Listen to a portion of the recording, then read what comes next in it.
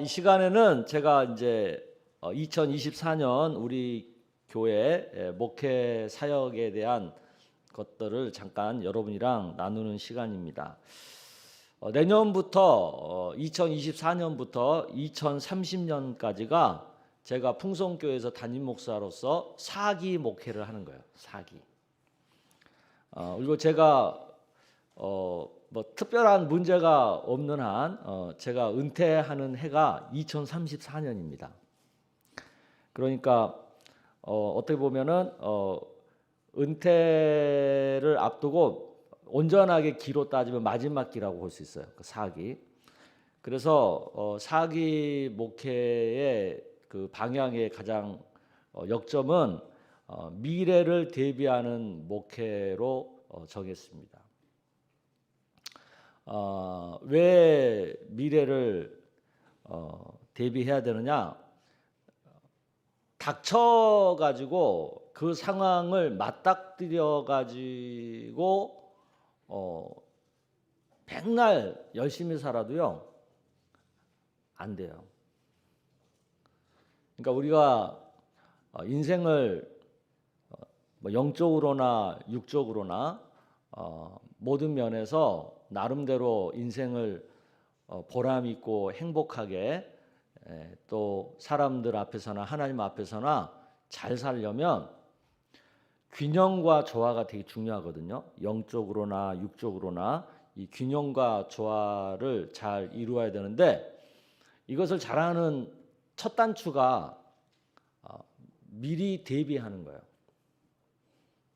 미래를 미리 좀 알아서 미리 준비하고 대비할 줄 알아야 되는 거예요.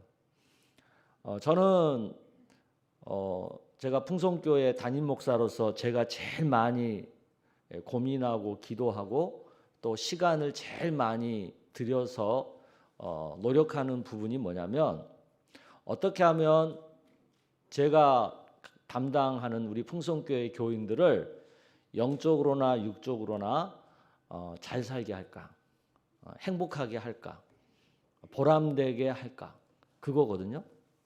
제가 기도하는 이유도 성경을 보는 이유도 뭐 공부하는 이유도 항상 그게 저한테는 가장 큰 관심사예요. 그래서 오늘 여러분에게 제가 말씀을 드리고 싶은 것은 미래는 이런 방향이니까 이런 방향에서 우리가 영적으로나 육적으로나 잘 준비하면 좋겠다. 그것을 일단 말씀을 드리고 싶고 구체적으로 그럼 뭘 준비하냐? 이것은 누가 해야 되는 거예요? 여러분들이 알아서 해야 되는 거예요. 그러니까 방향을 알고 구체적으로 내 상황에 맞게 어떻게 할 거냐 하는 것은 여러분들이 기도하면서 또 공부하면서 고민하면서 하나하나 풀어가야 될 부분이죠. 저는 여러분에게 방향을 제시해주고 성경적인 원리를 말씀해 드리는 거고 그거거든요. 그래서 제가 앞으로 2030년까지 역점을 두려고 하는 것은 크게 네 가지 영역이에요. 하나는 개인주의를 대비한 공동체성 강화예요. 앞으로 미래는 개인적인 삶이 되거든요. 근데 그것은 그렇게 가면은 안 되는 거예요. 그러니까 우리가 사람들이 이거 좋아한다고 다 유행 타가지고 전부 글로 가면은 돼요, 안 돼요? 경쟁만 치열하지 생활만 힘들어지지 안 되거든요. 그러니까 남이 좋아한다고 똑같은 데로 가면 안 되는 거예요. 그러니까 남들이 다 개인주의로 갈 때 우리는 어디로 가야 되는 거야? 공동체로 가야 되는 거예요. 이제 다 이제 오래 살거든요. 옆에 계신 분들 기본적으로 다 이제 100살 넘어요. 요즘 이제 어르신들 돌아가셔가지고 장례식장 이렇게 가보잖아요. 거의 대부분이 90세 이상 사세요. 지금 현재가. 그러면 이 자리에 계신 분들이 하나님의 부르심을 받을 때는 일반적으로 보면 거의 100세를 넘는다고 봐야 되는 거예요. 이제 저기 젊은 우리 청년들 같은 경우는 120살까지 봐야 되는 거예요. 그러면 고령화를 염두에 두고 준비해야 될까요? 준비하지 말아야 될까요? 준비해야 되는 거예요. 그러니까 지금까지 우리가 경험한 대로 뭐 오래 살면 한 80 살겠지. 뭐 90살까지 살까? 이런 생각을 하고 인생 계획을 세웠다가는 큰 낭패를 보는 거죠. 그래서 제가 요즘 교인들 만나면, 특히 우리 남자들 만나면 계속 하는 얘기가 있어요. 80살까지 일해야 된다. 80세까지 일해야 된다. 그럼 80세까지 일을 그냥 하냐고요?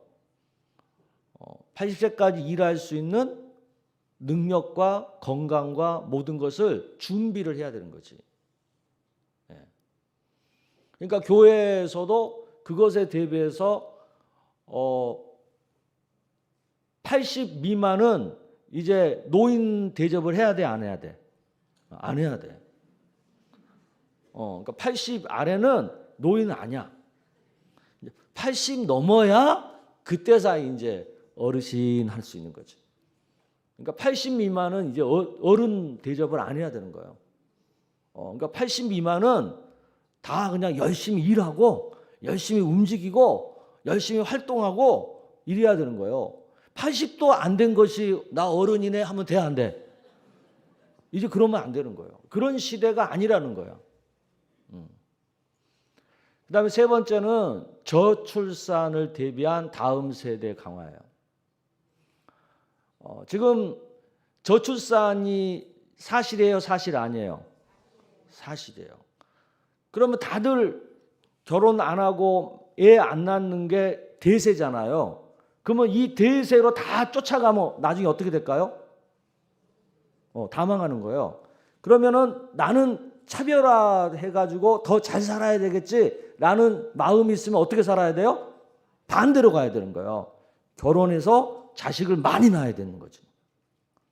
그래서 이것을 이어령 교수님이, 돌아가신 이어령 교수님이 한마디로 딱 정리했어요. 생명이 자본이다. 앞으로 미래는 생명이 자본이라는 거예요. 다른 말로 말하면 자식이 자본이에요. 얼마나 내가 자식이 많으냐, 얼마나 식구가 많으냐에 따라서 잘 사느냐 못 사느냐가 결정난다는 거예요. 그래서 저출산을 대비해서 우리 교인들은 더 결혼해야 되고요. 더 자식을 많이 낳아야 돼요. 그게 앞으로 영적으로 보면 하나님의 나라를 확장시키는 거고요. 육적으로 보면은 더 부요한 삶을 살 수 있는 거예요. 아멘? 반대로 가야 된다니까. 그 다음에 마지막 네 번째는 앞으로 4차 산업시대가 본격적으로 열리잖아요. 이 4차 산업시대의 기술이 이렇게 티핑 포인트라 그러잖아요. 갑자기 이제 팍 이렇게 갑자기 그 기술력이 확 올라가는, 그래서 이 기술이 일상화되고 더 보편화되는 그 시점이 뭐 학자마다 다른데 2035년을 기준으로 앞뒤예요. 그러니까 앞으로 10년 조금 더 남은 거죠. 이때가 되면 지금 우리가 말하는 뭐 자율주행이라든가 로봇이라든가 무슨 뭐 생명공학이라든가 그다음에 뭐 우리들의 노화 문제 있잖아요. 이런 거 해결하는 문제, 이런 것들이 갑자기 확 좋아져요. 이때쯤에 뭐 양자 컴퓨터도 나오고 뭐 6G도 나오고 막 그럴 거거든요. 그러면 갑자기 기술이 확 올라가 버리는 거예요. 그러면 지금 우리가 상상할 수 없는 상황이 갑자기 확 생겨버리는 거예요. 그러면 그때 가서 4차 산업 어떻게 해야지, 이렇게 되면 돼요, 안 돼요? 늦는 거예요. 그러니까 우리 자녀들이 지금 우리 이제 앞으로 80세까지 우리가 일해야 되잖아요. 그죠? 그러면 이 자리에 계신 분 중에 지금 80세 넘으신 분 손 들어 보세요. 80세 이상 넘으신 분. 딱 한 분 계세요. 저 권사님만 빼놓고는 나머지는 다 새로운 기술을 익혀야 돼, 안 익혀야 돼요? 익혀야 되는 거예요.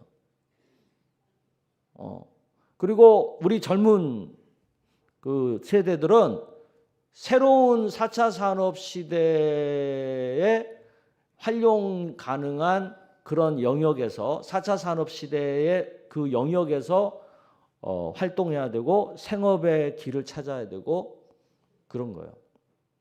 그러니까 제가 이런 걸 강조하는 이유는 이런 걸 여러분이 들어야 집에 가서 자녀들한테 그런 얘기를 할 거 아니에요. 그리고 그런 쪽으로 진로 지도도 하고 그런 쪽으로 삶을 계획할 거 아니에요. 그래서 이제 방향이 우선 이 네 가지 방향이 미래에 그 바뀔 수 없는 방향이라는 거죠. 그래서 이 방향을 우리가 생각하고 이제 미래를 대비해야 되는 거예요.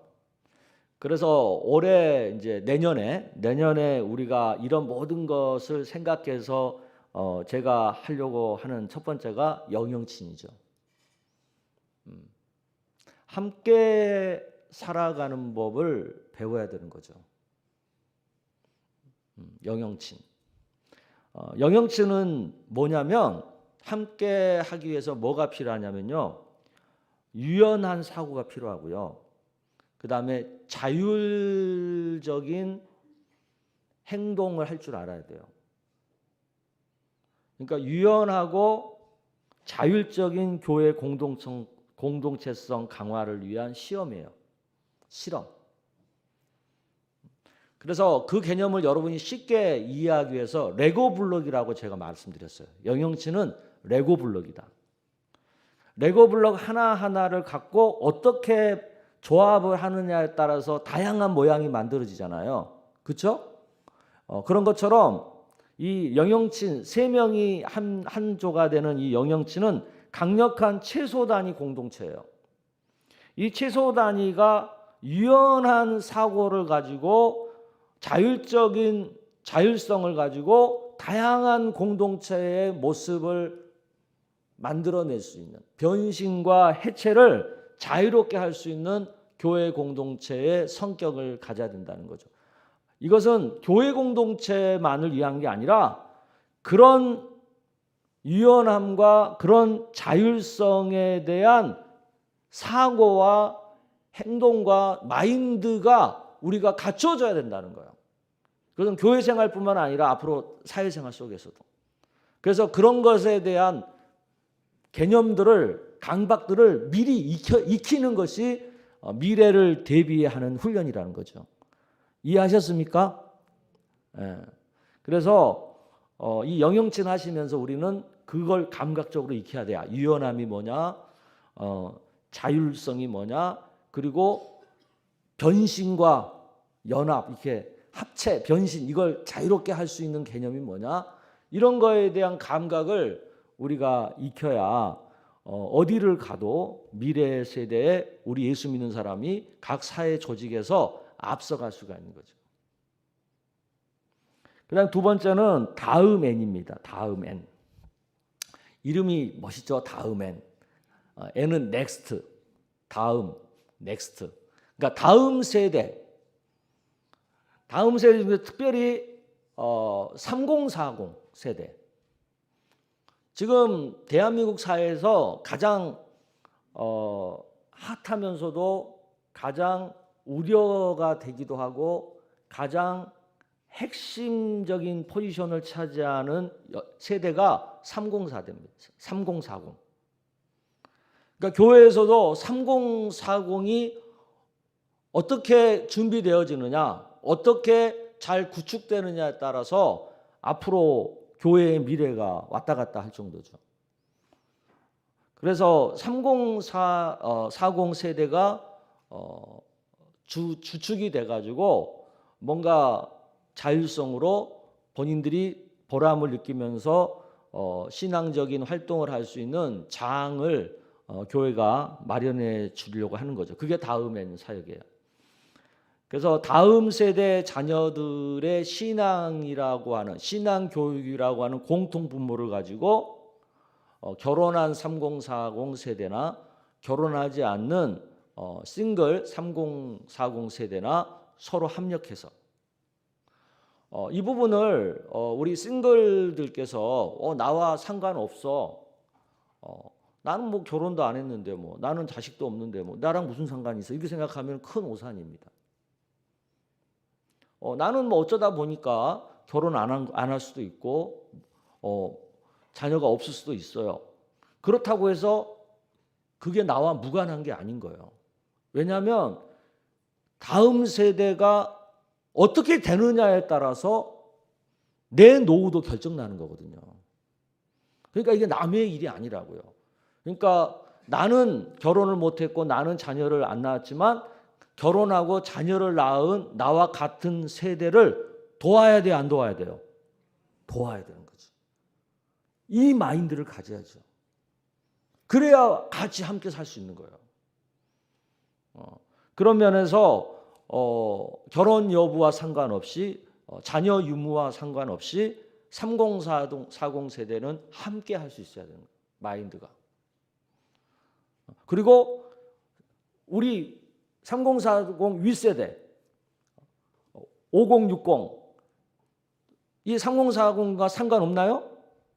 아니죠. 이들이 어떻게 하느냐에 따라서 우리 노후도 결정나요.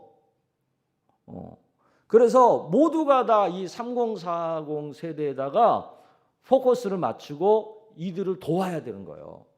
이들을 격려해야 되고 축복해야 되고.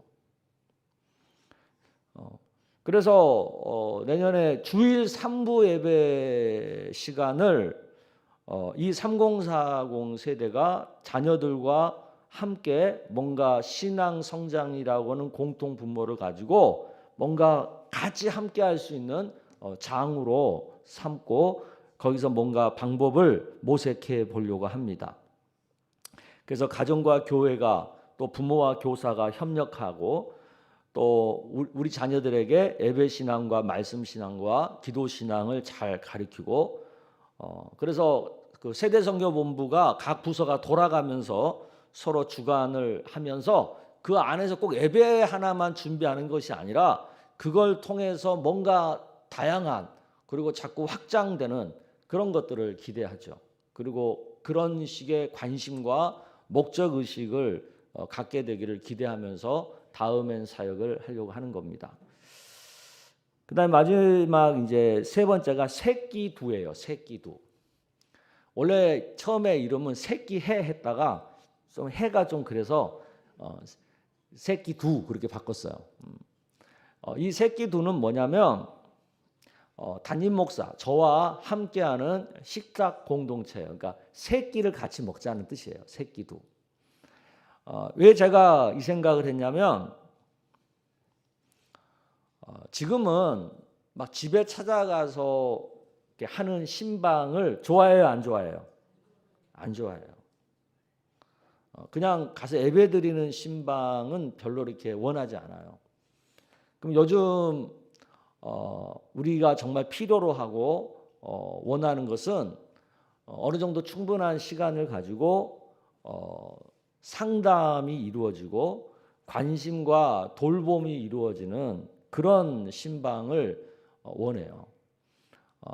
그리고 또 저도 교인들과 충분한 어떤 자유로운 주제를 가지고 자연스럽게 대화를 하고 그러면서 상담도 이루어지고 성경적 가르침도 이루어지고 또 같이 기도 제목도 발견하고 또 같이 공감하고 또 친해지고 교제가 되고 그런 다양한 멀티플한 어떤 목회적 돌봄이 가능한 방법이 뭘까 제가 고민하다가 제 나름대로 생각해낸 게 이 새끼두예요. 그래서 5명 미만으로 모여서 상담이면 집단 상담이 되겠죠. 교제면 또 다른 어떤 담임 목사님과 함께하는 영영친 같은 개념이 되겠죠. 그리고 같이 밥을 먹으니까 뭔가 식탁 공동체도 되겠죠. 그래서 그 시간에는 그 딱딱한 예배나 이런 게 아니라 자유로운 주제 어떤 내용도 좋습니다. 어떤 내용도 원하면 자유로운 주제를 가지고 같이 얘기를 나누면서 생각을 정리해보고 또 나름대로 해결책도 찾아가보고 같이 또 기도하고 그러면서 신앙으로 이 세상을 어떻게 함께 살 것인가, 어떻게 살 것인가를 같이 고민해보는 그런 시간들을 가지려고 해요. 그래서 이것은 뭐 신청을 하실 수도 있고요. 또 제가 누구누구 찍어가지고 하라고 할 수도 있고요. 이건 상황에 따라서 또 제 시간적 여유를, 시간적 그 스케줄에 따라서 자유롭게 할 거니까 앞으로 제가 계속해서 이 새기도라고 하는 형식을 가지고 우리 성도들을 만나고 또 목회적으로 돌봄을 하는 그런 기회를 가지려고 합니다. 이제 여기까지가 이제 목회적인 개념이고요. 그 다음은 이제 우리 교회 운영에 대한 부분인데 내년에는 교회 보수 공사를 하는데 지금 올해도 사실 교회 보수 공사를 많이 했어요. 주차장 그 방수 공사도 했고요. 그 다음에 우리 부교육자인들 사택도 전면적으로 다 보수 공사를 했고 지금 이번 주 지난주가 이번 주도 지금 지하에 여기저기 식당이라든가 방이라든가 이런 데를 이제 보수 공사를 하고 있습니다. 그동안 이제 이 보수 공사에 들어가는 돈은 그동안 교회가 그 비축해놨던 저축해놨던 모아놨던 돈들을 다 들여서 지금 공사를 다 하고 있거든요. 근데 이제 이게 다 바닥났어요. 그래서 내년에 우리가 해야 될 시급한 공사가 교회 외벽 공사와 그 다음에 냉난방에 대한 공사를 해야 됩니다. 그래서 이것을 위해서는 이제 교회가 더 이상 여유로운 돈이 없기 때문에 한 3억 정도 그 예산이 들 걸로 예상이 돼요. 그래서 우선은 은행 대출을 3억을 받으려고 그래요. 은행 대출 3억을 받아서 진행을 하고 이것을 어떻게 해결할 거냐라는 것은 이렇게 생각합니다. 우리 교회가 이런 부분, 이 부분에서 이 3억을 교인들 헌금으로 금방 갚는다라는 뭐 목적도 있겠지만 또 저에게는 어떤 것도 저의 기도 제목이냐면 지금 우리 교회 부채가 있잖아요. 이 교회 부채를 어떻게라도 많이 상환하고 제가 은퇴하기 전에 어떤 이런 부분에 대해서 교회가 부담감을 최소화할 수 있도록 대비하는 것도 제가 해야 될 사명 중에 하나라고 생각을 합니다. 그래서 제가 우리 교인들에게 부탁을 드리고 싶은 것은 이번 공사로 들어가는 3억에 대한 비용은 각자 형편대로 여유가 없고 이렇게 살림이 쪼달리신 분들은 안 해도 돼요. 근데 조금 경제적인 여유가 있고 또 그래도 뭐 이거 헌금을 해도 내가 사는데 크게 문제가 없다 하는 분들은 감동되는 대로 공사를 위한 자발적 목적 헌금을 해주세요. 저는 여러분들한테 이 부분을 막 억지로 막 헌금을 얼마 해라 막 이런 목회를 하고 싶지는 않아요. 왜냐하면 헌금은요 본인이 자발적으로 기쁘게 해야 그게 복이 되고 은혜가 되는 거지. 하기 싫은데 억지로 하는 것은 전혀 은혜가 되지 않거든요. 그래서 여러분들이 감동되는 대로 이렇게 그 3억에 대한 부분은 헌금을 해주시고 제가 정말 원하는 것은 이겁니다. 교회 이 시설이나 이런 공간은 이 교회 우리 풍성교회 다니는 성도라면 모두가 사용하고 이용하는 공간이잖아요. 그렇죠? 그러면 이것을 위해서 교회가 부채를 진 거니까 그 부채를 갚는 일에는 저는 모든 교인들이 다 조금씩이라도 그 부담을 나눠지어야 된다고 생각을 해요. 돈 있는 사람 한두 명이 아니면 소수가 그걸 다 책임진다? 저는 그것은 별로 성경적인 것이 아니라고 생각해요. 그래서 만약에 누가 돈이 많아가지고 목사님 제가 헌신해가지고 교회 빚 다 갚을게요. 그렇게 나서는 사람이 있어도요. 저는 그렇게 하지 말라 그럴 거예요. 그것은 교회가 아니거든요. 교회는 모두가 다 내 교회, 하나님의 교회라고 하는 같은 믿음과 또 같은 책임감을 가지고 조금씩 그 부담을 나누어지는 것이 저는 교회 공동체의 진정한 모습이라고 생각을 합니다.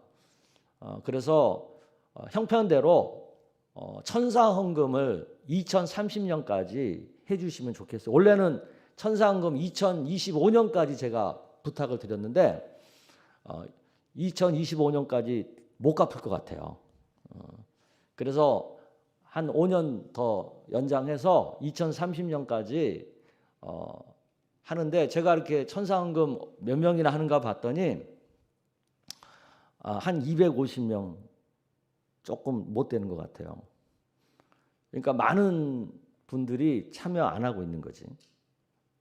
그래서 형편대로 월 3만 원, 월 5만 원, 월 10만 원, 이 정도 선에서 더 많이 하지 않아도 돼요. 그냥 월 10만 원까지가 상한. 그 정도 해서 대신 2030년까지 꾸준하게 할 수만 있다면 우리 전 교인이 다 하면 아마 그 전에 금방 갚을 거고, 그래서 그런 마음으로 우리가 같이 교회 부채를 갚아가면 좋겠다, 그렇게 생각을 하거든요. 여러분 생각은 어떠세요? 제가 어떤 마음에서 이러는지 아시겠어요? 충분히 공감이 되시죠? 예, 그래서 각자 경제적 형편에 맞게 3만 원, 5만 원, 10만 원 중에서 선택을 하셔서 내 교회에 함께 책임을 진다는 마음으로 그렇게 참여해 주시면 부채도 갚고 여러 가지 공사비 문제도 자연스럽게 해결되고 그렇게 될 것 같아요. 저는 제가 어렸을 때 우리 부모님들 신앙생활 하는 것에서 제일 불만이 뭐였냐면 교회가 너무 헌금을 뜯어간다는 거였어요. 그리고 나는 목사님이 우리 집에 오면 목사님 싫었어요. 왜? 또 헌금 뜯으러 왔구나. 어떻게 보면 저의 트라우마예요. 그래서 뭐 집 팔아서 헌금하고 집 팔아가지고 자기는 전세로 가면서 하나님 앞에 헌금하고 뭐 땅 팔아가지고 헌금하고 이런 얘기 막 자랑스럽게 얘기하면 저는 그거 별로 좋아하지 않아요. 저는 헌금의 가장 기본은 11조라고 생각합니다. 그러니까 11조는 성도라면 기본적으로 해야 되는 거예요. 그 나머지 헌금은 내 믿음과 내 경제적인 형편에서 기쁘게 할 수 있는 정도 선에서 최선을 다하는 그런 헌금이면 저는 하나님이 기뻐하신다고 생각하거든요. 그러니까 여러분 집 팔아가지고 우리 교회에 와서 헌금하겠다, 갖고 와도 제가 안 받아요. 그런 헌금은. 그러니까 헌금 그렇게 하지 마시고 내가 기쁘게 할 수 있고 자발적으로 할 수 있는 선에서 헌금을 하시면 그게 가장 큰 은혜다. 대신 11조는 저는 꼭 하라고 강조해요. 왜? 그 11조가 하나님과 나의 개념 설정의 증거거든요. 내가 정말 하나님을 나의 구주로 믿는다, 내 삶의 주인으로 하나님을 내가 믿는다 라는 것을 내가 최선으로 표현할 수 있는 최소한의 기준이니까, 그래서 11조는 교인이라면 의무적으로 해야 된다, 저는 그렇게 생각을 합니다. 여기까지가 공사에 대한 얘기고요. 마지막 하나 더 있어요. 내년에 중직자 선출을 하려고 합니다.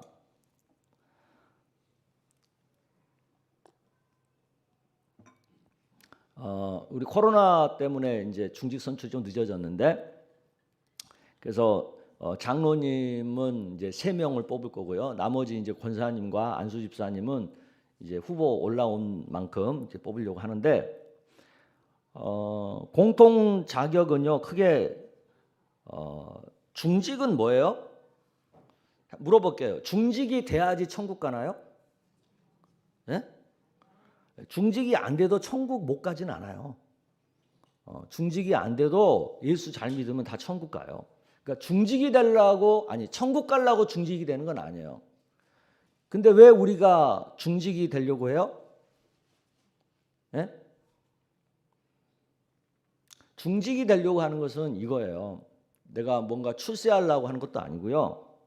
내가 하나님을 사랑하고 하나님을 잘 믿으니까 뭔가 하나님 앞에서 책임을 좀 더 기쁘게 감당하려고. 그게 중직이에요. 내가 좀 더 하나님을 사랑하고 좀 더 내가 신앙이 성숙한 자로서 보다 신앙이 어린 사람보다는 내가 보다 더 교회적인 책임을 감당해야지, 그런 마음으로 중직이 되는 거예요. 그런 마음이 아니라면 굳이 중직될 필요 없어요. 내가 중직을 사모하는 이유? 내가 하나님을 기쁘게 믿으니까 내가 좀 더 하나님을 위해서 헌신해야지, 내가 하나님의 몸된 교회에서 더 내가 좀 더 희생해야지, 이런 마음에서 중직이 되는 거예요. 그런 마음이 안 들면 굳이 중직될 필요 없어요. 이걸 일단 먼저 분명하게 할게요. 그래서 중직이 되고자 한다면 최소한 예배 생활이라든가 헌금 생활이라든가 봉사 생활이라든가 전도 생활이라든가 또 양육, 이런 부분에서 교회가 기본적으로 가지고 있는 그런 개념을 감당할 수 있어야죠. 또 감당했고, 그리고 장로님의 자격은 연령적으로는 안수 집사님 중에서 만 40세 이상 된 자 중에서 가정교회 가장이나 세대선교 교사로서 뭔가 왜 이걸 중요하게 생각하냐면, 장로님은 교회 공동체의 어떤 의사결정 구조의 핵심 리더예요. 그렇기 때문에 영혼을 돌보는 부분에 대한 책임을 감당해 봐야 돼요. 그래서 가정교회 가장으로서 영혼을 돌보는 그 희노애락이 뭔지, 아니면 세대선교본부에서 교사로서 영혼을 가리키는 어떤 그런 부분에 대한 것이 뭔지를 많이 겪어보고 아픔도 알고 기쁨도 알고 문제점도 알고, 그런 분들이 장로가 돼야지, 그것에 대한 경험이 없이 장로님이 되시면 당회에서 엉뚱한 얘기예요. 세상적인 개념과 가치를 가지고 교회의 일을 논하게 돼요. 그래서 장로님 되실 분들은 꼭 영혼을 돌본 가장이나 세대교사 같은, 세대본부 교사 같은 그런 영역에서의 봉사의 경험이 절대적으로 필요하다, 그렇게 생각을 합니다. 그럼 어떤 분은 그럴 거예요. 꼭 그것만 교회 봉사입니까? 맞아요. 그것만 교회 봉사가 아닌 건 맞아요. 그러나 영혼에 대한 그 관심과 집중, 그것이 얼마나 잘했느냐가 중요한 거예요. 그러니까 말로만 나 가장, 말로만 선생님, 그분도 엄밀하게 따지면 장로 자격이 없는 거죠. 가정교회 가장으로서 잘 섬겼는지, 세대선교본부 교사로서 정말 잘 했는지, 이거가 되게 중요해요. 그냥 했다는 것 자체가 중요한 게 아니라, 가장만 맡겨놓으면 그 가정교회 다 까먹고, 세대선교본부 교사 맡겨놓으면 얘들 다 잃어버리고, 그런 분들은 어떻게 장로로 세울 수 있겠어요? 그러니까 그런 것들은 여러분들이 보시고 또 스스로가 그런 부분에 대해서 판단을 하시고, 장로님이 되려면 그런 부분에서 더 잘 감당을 하시려고 노력하셔야겠죠. 그리고 장로님은요, 혼자만 예수 잘 믿어도 안 돼요. 함께 하는 가족, 식구들도 예수를 잘 믿는 집이어야 해요. 왜? 한 가장으로서 가정을 잘 다스리는 자가 장로님의 자격 기준이니까. 그리고 본교회 등록 후에 만 7년이 경과하신 분, 그러니까 우리 교회 오신 지 최소 만 7년이 되신 분이 장로님의 자격이다.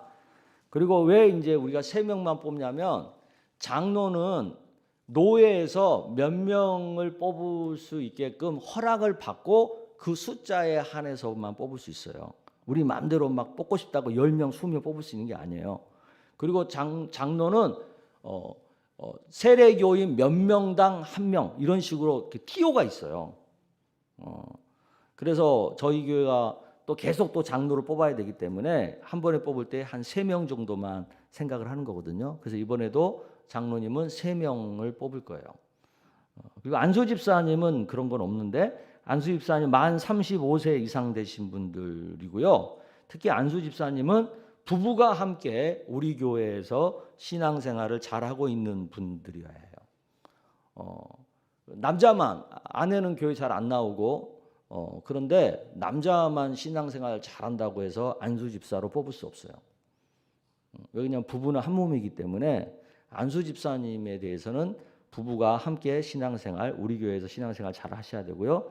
이분들은 5년, 우리 교회 등록하신 지 5년 이상 되셔야 되고요. 권사님은 만 45세 이상입니다. 그다음 여자분들에 대해서는 가정의 머리가 여자가 아니잖아. 그죠? 그래서 권사님들에 대해서는 혼자만 열심히 교회에 다녀도 권사님 뽑아드려요. 남편이 안 나와도. 그게 좀 달라요. 권사님들은 또 만 5년 이상이고. 자, 여기까지 이해하셨죠? 예, 그러니까 중직은 그냥 내가 어느 정도 교회 생활했고 나이 됐으니까 나도 뭐 권사 돼야지, 집사 돼야지, 장로 돼야지 그러면 안 되고 정말 기쁨으로 내가 하나님을 너무 사랑하고 교회를 너무 사랑하니까 정말 기쁜 마음으로 내가 교회를 위해서 좀 더 책임을 져야지, 좀 더 희생해야지 그런 마음이 있어야 중직이 되면 복이 되는 거예요. 그런 마음이 있는 게 또 하나님 보시기에 기쁜 마음이고 그래서 그런 마음으로 중직으로서 사모함이 있으셨으면 좋겠습니다. 선출 방식은 올해 좀 이번에 바뀌었어요. 전에 그 중직들한테 1차 이렇게 투표를 했었잖아요. 근데 이번에 그걸 없앴어요. 없애고 그냥 기본적인 자격 심사를 통해서 교역자회와 당회에서 추천이 된 분들에 한해서 본인의 동의 서약서를 보내드리면 그분들이 정말 하나님 앞에서 양심껏 서약에 동의하신 분들을 기본적으로 후보로 올리면 그 공동의회를 통해서 그러니까 세례교인 이상 성도들을 통해서 이제 투표를 하는데 장로님들은 3분의 2 이상 득표자 중에 다득표 순으로 1등, 2등, 3등 해서 3명을 장로님으로 뽑을 거예요. 그리고 안수 집사님과 권사님은 3분의 2 이상 득표자는 무조건 됩니다. 근데 이때 나는 이분을 장로님으로 세우기를 원한다. 안수 집사님 세우기를 원한다. 찬성표 있잖아요. 찬성표를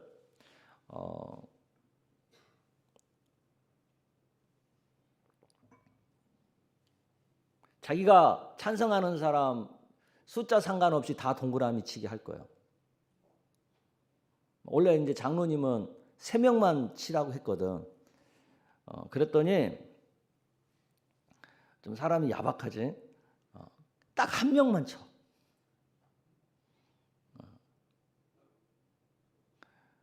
그러지 마셨으면 좋겠어요. 기본적으로 3명을 쳐주시고 그다음에 나는 더 마음에 든다. 그러면 더 쳐도 돼요. 그리고 안수 집사 권사님은 여러분들이 동의하신 분은 다 치셔도 돼요. 원하는 숫자만큼. 근데 그렇다고 해서 그냥 무조건 다 치면 안 돼요. 내가 봤을 때는 이분은 중직으로서 내가 조금 인정하기 어렵다. 좀 더 신앙이 성장해야 되겠다 하는 분들은 안 치는 것도 그분을 도와드리는 거예요. 그러니까 그런 부분에 대해서 양심의 가책이 전혀 필요 없습니다. 근데 더 나쁜 게 뭐냐면 그런 부분에 생각도 안 하고 그냥 아무 생각 없이 막 동그라미 쳐버리는 게 더 나쁜 거예요. 그러니까 정말 그분을 축복하는 마음으로 정말 이분이 중직이 되면 정말 하나님 앞에서 충성하고 교회를 위해서 책임을 다할 거라고 생각되는 분들을 찬성을 해주셔야죠. 축복하는 마음으로. 그렇게 해서 이제 선출이 되면 피택 교육을 할 거예요. 그래서 교육을 수료하신 분에 한해서 임직을 합니다. 근데 제가 여러 번 이 임직자 하는 것을 하다가 보니까 이 피택자 교육에 성실하지 않은 분들이 항상 문제가 있더라고요. 근데 이제 목사가 마음이 약하잖아. 약하니까 좀 성실하지 않아도 좀 봐주고 대충 넘어가고 이제 사실 그럴 수밖에 없는데 근데 결과적으로 그것이 그분한테 도움이 안 되더라고요. 그래서 그 피택자 교육도 성실하게 책임을 다하는 마음으로 이렇게 받아주시면 좋겠고요. 그 다음에 투표는 내년에 우리 교회 설립 주일에 그때쯤에 해서 투표를 공동회의를 열어서 투표를 할 예정이고요. 그래서 투표 전에 이제 교회가 중직자 투표하겠다고 이제 공지를 하면 선거 운동을 해요, 안 해요? 예? 선거 운동 해요, 안 해요? 뭐 안 해, 다 하지. 그러니까 선거 운동 뭐 하는 거 제가 뭐라 하진 않아요. 근데 걸리지만 마. 걸리면 선거 운동 발각 시에 후보 자격이 박탈됩니다. 근데 선거 운동은 두 가지예요. 누구 뽑아달라. 아니면 누구 뽑지 마. 이 두 가지가 다 선거 운동에 해당이 되는 거예요. 근데 교회 안에서 어떻게 선거 운동이 하나도 안 되겠어. 암암리에 이렇게 되지. 근데 그것까지도 제가 뭐라 하진 않겠는데 걸리지만 마세요. 제 눈에 띄지만 마세요. 또 누가 또 이제 신고도 합니다. 목사님 누가 선거 운동 했어요. 막 신고해요. 신고가 들어오면 내가 어떻게 하겠어요. 그러니까 신고가 안 들어오게 하세요. 아셨죠? 예. 그 다음에 임직에 필요한 소정의 경비가 있어요. 교회마다 이게 다른데 저희 교회는 처음부터 뭐 그 임직자들이 뭐 헌금을 모아가지고 교회에다가 뭐 이렇게 뭘 하고 또 교회는 또 그 사람들한테 무슨 또 뭐 선물을 주고 이런 거 교회들이 하는데 저는 이거 다 안 해요. 그러니까 여러분들이 뭐 교회에다가 뭐 돈 모아서 바치고 뭐 이런 거 할 필요 없고요. 교회도 여러분한테 뭐 선물 안 해줄게. 대신 교회는 여러분들한테 임직패와 또 그 임직식을 이렇게 잘 할 수 있도록 그런 부분에서 교회가 준비할 테니까요. 임직 받으신 분들은 그 행사에 들어가는 최소한의 그런 것들 있잖아요. 그 비용하고 그 다음에 선물. 교인들한테 뭐 수건 한 장이라도 나눠주잖아요. 그 선물비는 여러분들이 부담을 하시고요. 그 다음에 마지막 이게 되게 중요합니다. 이것은 우리가 히스토리가 있어서 얘기를 할게요.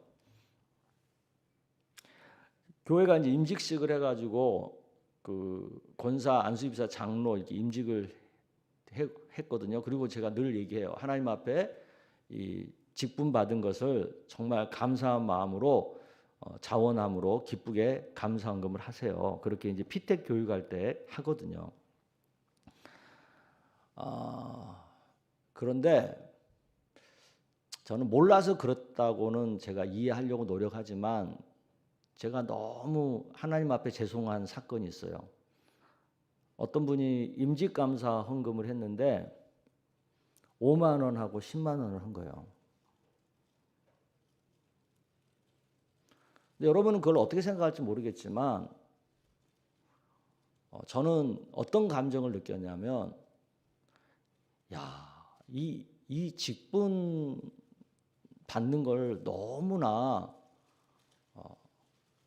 소홀히 여기는구나. 너무나 하찮게 생각하는구나. 그러면서 굉장히 모욕감을 느끼게 되더라고요, 제가.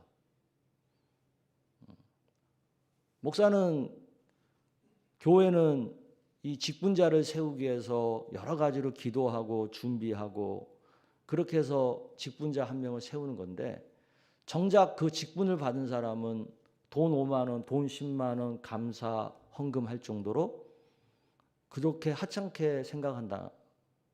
그걸 내가 어떻게 받아들여야 되느냐. 예를 들어 그분이 정말 돈이 없는 분이거나 그렇다면 모르겠는데 그게 아니에요. 그래서 그때 제가 너무 고민이 되고 그래가지고 바로 직전에 중직 뽑을 때는 처음으로 감사헌금 액수를 정해줬죠. 그죠? 그래서 안수집사님, 권사님은 100만 원 이상, 장로님들은 300만 원 이상. 그래가지고 그 액수를 정했거든요. 그랬더니 또 이번에는 무슨 얘기가 나오냐면 이제 풍성교회도 타락했다. 이영림 목사님도 어쩔 수 없다. 뭐 중직 직분을 뭐 성직 매매를 하냐? 내가 돈 받고 중직 줄 거면 돈 300만 원, 돈 100만 원밖에 안 받겠어? 그런 생각이면 한 1억은 받아야지. 그래서 또 그 말을 들으니까 또 너무 제가 마음이 상한 거예요.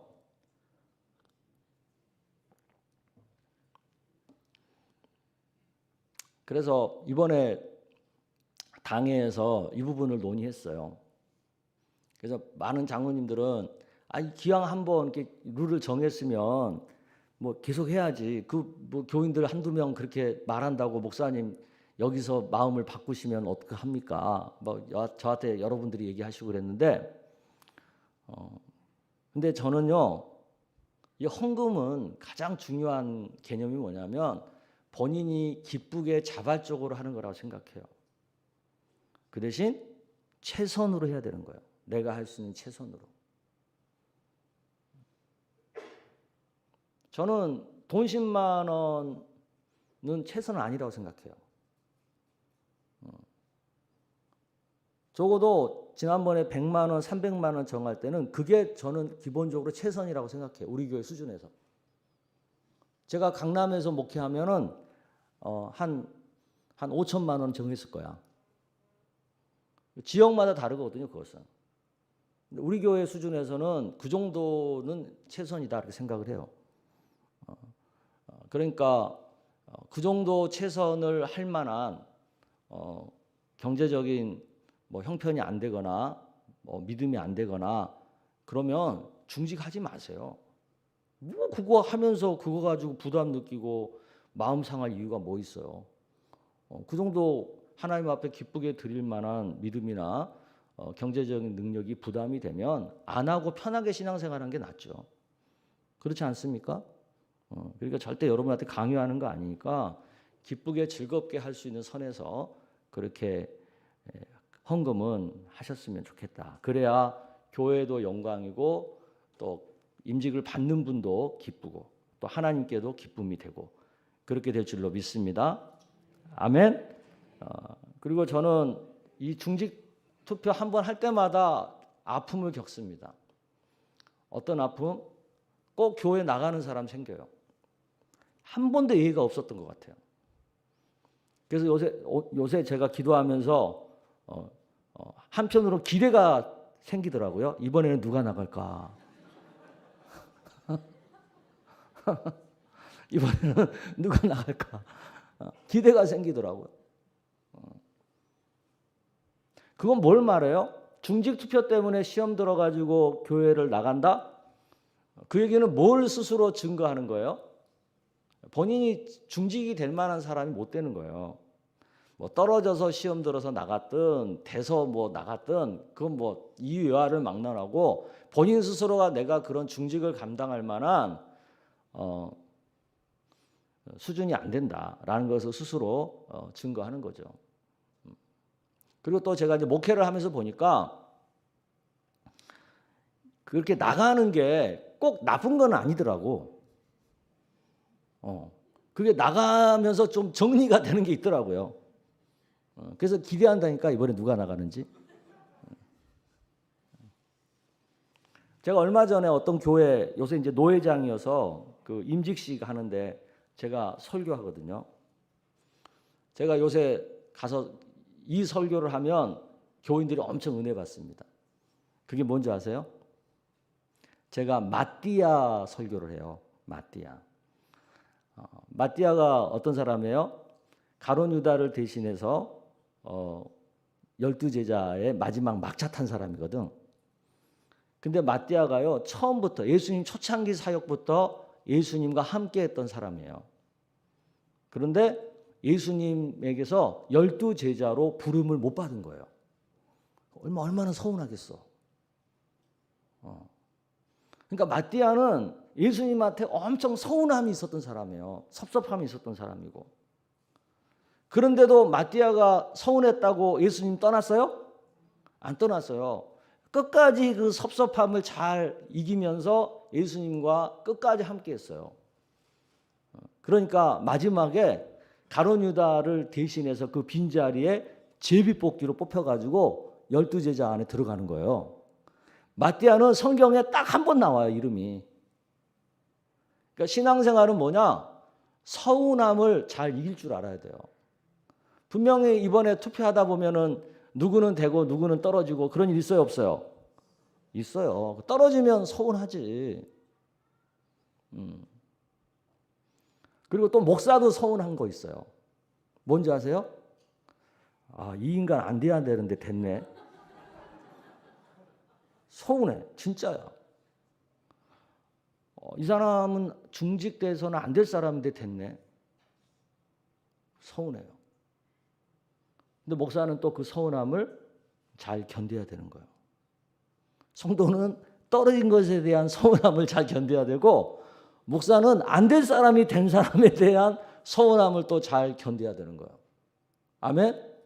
그러면서 교회를 세워가는 거예요.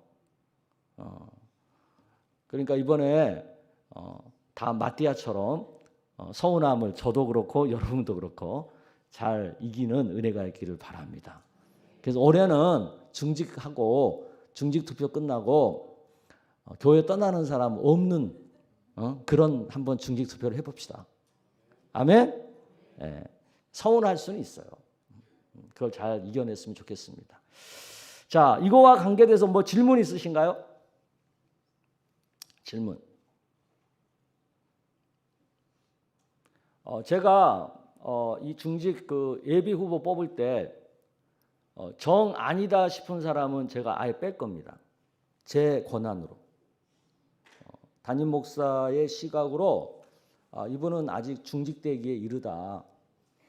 그렇게 판단이 되면 기본적인 어떤 서류적인 자격의 기준에는 도달하더라도 재선에서 이분은 아직 좀 더 있어야 돼 이렇게 생각되는 분들은 재선에서 뺄 거니까 여러분들 중에 나 자격 기준 되는데 왜 내 이름 명단 없어? 그러면 그렇게 생각하세요. 그렇게 생각하세요. 아, 목사님이 뺐네. 목사님이 나는 아직 안 된다고 생각하시나 보네. 그렇게 생각하고 섭섭하겠지. 근데 그 섭섭함을 잘 이겨내세요. 우리 교회 그 장로님 되신 분 중에 그런 분 있어요. 뽑혔어요. 투표까지 해가지고 뽑혔어요. 근데 하지 말라고 하신 분이 있어요. 하지 마세요. 얼마나 서운했겠어요. 근데도 그분이 그 서운함을 잘 참고 이기니까 나중에 장로님 되더라고.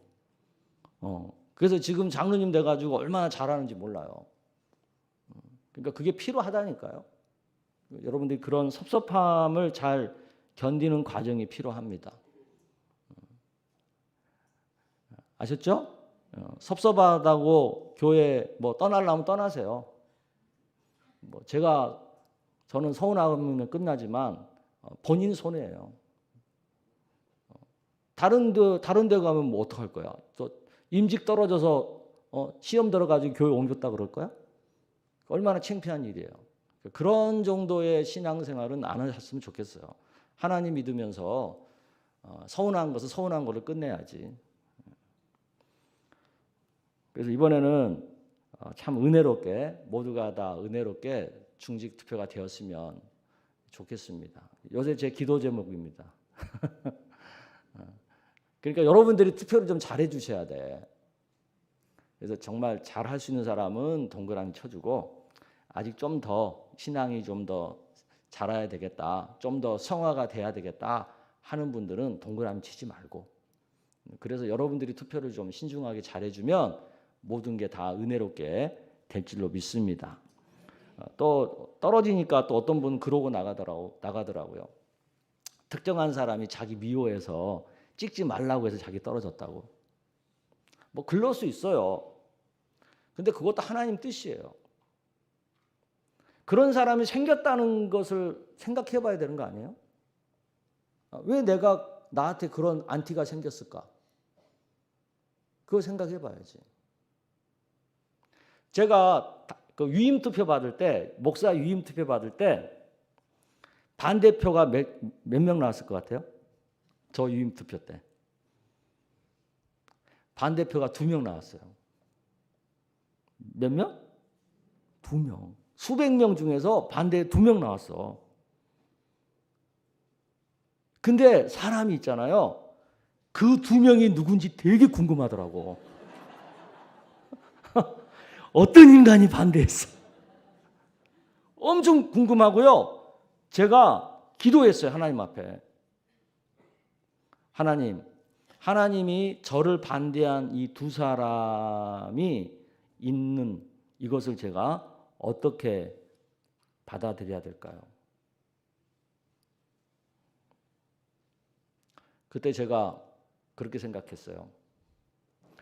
반대는 2명이 했지만 지금 현재 이 교회는 나를 싫어하는 사람이 20명이 있구나. 내 안티가 20명이 있구나. 그렇게 받아들였어요. 그리고 또 하나님 앞에 겸손하게 목회하게 해달라고 은혜를 구했어요. 우리가 그 상황을 어떻게 받아들이냐가 되게 중요해요. 그 상황을 내가 하나님의 뜻에 맞게 받아들이면 그게 나중에 나한테 다 복이 돼서 돌아오는 거고, 그 상황을 내가 나쁘게 받아들이면 다 나에게 해가 되는 거예요. 그러니까 그 상황을 어떻게 은혜롭게 해석하느냐, 이것이 내 믿음이 달려 있는 거예요. 그래서 그때 제가 20명이 안티구나 그렇게 생각했다니까요. 근데 지금도 그 2명 누군지 몰라. 근데 엄청 궁금해. 사람이 그런 거예요. 자, 이번에는 다 은혜롭게 되기를 축복합니다. 우리 이 시간 기도 한번 같이 합시다. 제가 설명드렸죠. 우리가 이제 앞으로 7년간 2030년까지 미래를 대비하는 신앙생활을 하기로, 그리고 교회가 공사를 앞두고 있고 또 중직 투표를 앞두고 있고, 이 모든 일들을 성령의 은혜 안에 기쁘게 감사한 마음으로 은혜로 잘 감당할 수 있도록 믿음 달라고, 또 성령께서 우리 교회 가운데 충만하게 역사해 달라고, 또 오늘 이 리더십들인데 우리가 교회를 더 사랑하는 마음을 갖고 더 책임감 있는 리더가 되게 해달라고 우리 주여 한 번 외치고 간절히 기도하겠습니다. 주여! 아버지 하나님 감사합니다.